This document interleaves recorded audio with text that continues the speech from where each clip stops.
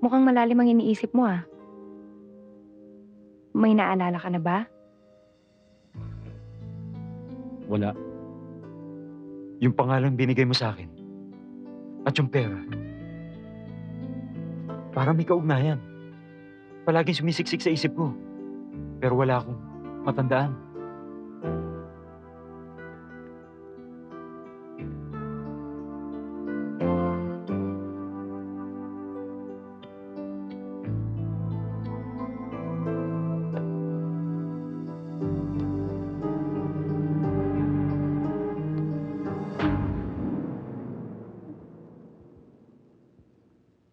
Alec, sinabi ko naman sa'yo may asawa na ako.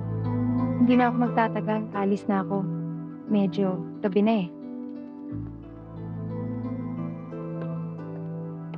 Tumawag ako sa opisina mo kanina. Ha? 2 araw ka na raw hindi pumapasok. 2 araw! Saan ka nagpunta? Saan? Sino lalaking kasama mo kanina? Sino? Rafael, nasasaktan ako! Huwag masasaktan ka kapag nagsasabi ng totoo! Iwan mo! Oo, aaminin ko. May kasama nga ako kanina. Pero bagong kliyente ko yon. At kung sino man na makatindi lang nagsabi sa'yo, bahala ka kung siya ang gusto mong paniwalaan. Pakiusap lang, Rafael. Huwag ka basta-basta nang bibintang. Ito tandaan mo, Vina. Simula na makasal tayo, alam mo na ugali ko, ha? Huwag na huwag mo akong lolokohin kapag niloko mo ko. Pagsisisihan mo.